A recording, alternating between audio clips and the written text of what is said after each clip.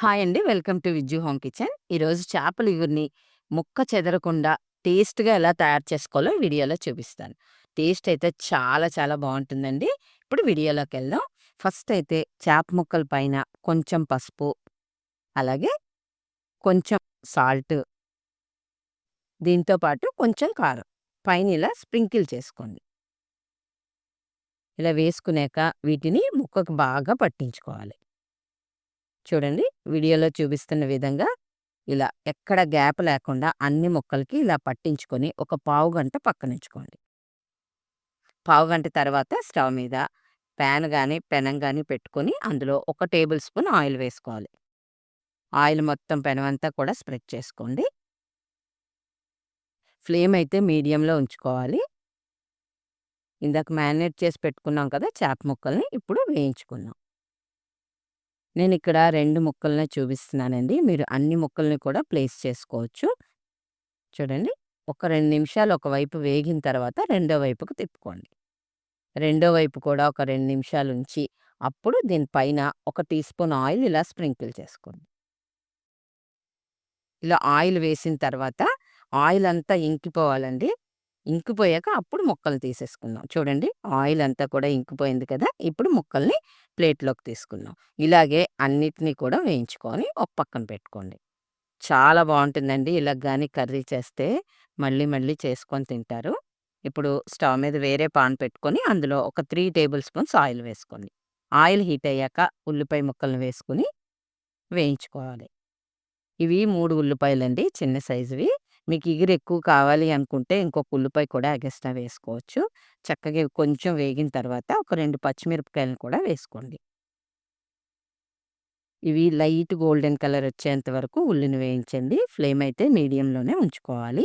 చక్కగా ఇలా వేగాక ఒక టీ స్పూన్ అల్లం వెల్లుల్లి పేస్ట్ వేసుకోండి. చేసుకోవడం చాలా ఈజీ అండి. టేస్ట్ అయితే చాలా బావుంటుంది.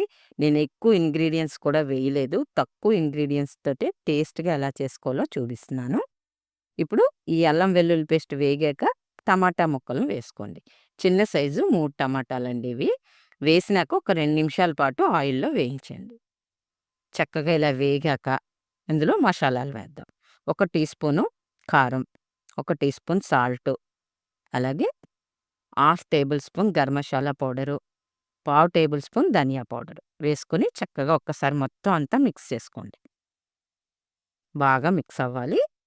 చూడండి, బాగా మిక్స్ అయింది కదా! ఇప్పుడంతా కూడా ఒక చోట చేర్చుకోండి. ఇలా చేర్చుకొని మూత పెట్టేసి మీడియం ఫ్లేమ్‌లో ఒక 5 నిమిషాలు ఉంచనివ్వండి. టమాటా అంతా కూడా బాగా మగ్గాలి కదా! మగ్గితేనే మనకి టమాటా కూడా పచ్చి వాసన లేకుండా ఉంటుంది. ఇప్పుడు 5 నిమిషాల తర్వాత మూత తీసి మళ్ళీ ఒకసారి బాగా కలపండి. ఇలా కలుపుకున్నాక ఇప్పుడు ఇందులో వాటర్‌ని వేసుకుందాం. నేనిక్కడ 200 ఎంఎల్ వాటర్ వేశానండి. మీకు కొంచెం ఇగురు ఎక్కువ కావాలనుకుంటే ఇంకొక 50 ఎంఎల్ ఎగస్ట్రా వేసుకోవచ్చు. చక్కగా ఇలా వేసుకొని మొత్తం అంతా బాగా కలపండి. ఇవన్నీ బాగా మిక్స్ అయ్యాక మూత పెట్టి ఒక ఉడుకొచ్చేంత వరకు ఉంచుకోవాలి. ఇప్పుడు చూడండి, ఉడుకొచ్చింది కదా! మూత తీసి చూద్దాం. సరే, ఇలా ఉడుకొచ్చాక మనం వేయించి పెట్టుకున్న చేప ముక్కల్ని ఇందులో ఇలా, ఇలా డిప్ చేసేయండి. చక్కగా ఇలా మునిగేటట్టు. చాలా అంటే చాలా బావుంటుందండి. మీకు ఒకవేళ చేప అవైలబుల్ లేకపోతే మనం చేపలే స్టోర్ చేసుకోం కదా! అందుకని తెచ్చుకునేటప్పుడు చేసుకోవడానికి వాట్సాప్‌లో షేర్ చేసి పెట్టుకోండి. ఇలా మూత పెట్టేసి మీడియం ఫ్లేమ్‌లో ఒక 8 నిమిషాల పాటు ఉంచానండి. 8 నిమిషాల తర్వాత పైన కొంచెం సన్నగా తరిగిన కొత్తిమీర స్ప్రింకిల్ చేసుకొని మొత్తం అంతా ఒక్కసారి కలిపేసుకోండి. ముక్కయితే అస్సలు చెదరలేదండి. టేస్ట్ అయితే చాలా చాలా బావుంటుంది. తప్పకుండా ట్రై చేయండి. నచ్చినట్లయితే లైక్ చేయడం మర్చిపోకండి ఫ్రెండ్స్. అలాగే కొత్తగా చూస్తున్నోళ్ళు సబ్స్క్రైబ్ చేసుకొని పక్కనే ఉన్న బెల్ ఐకాన్‌ని యాక్టివేట్ చేసుకుంటే నేను ఏ రెసిపీ చేసినా మీకు అప్డేట్ వస్తుందండి. Thank you for watching.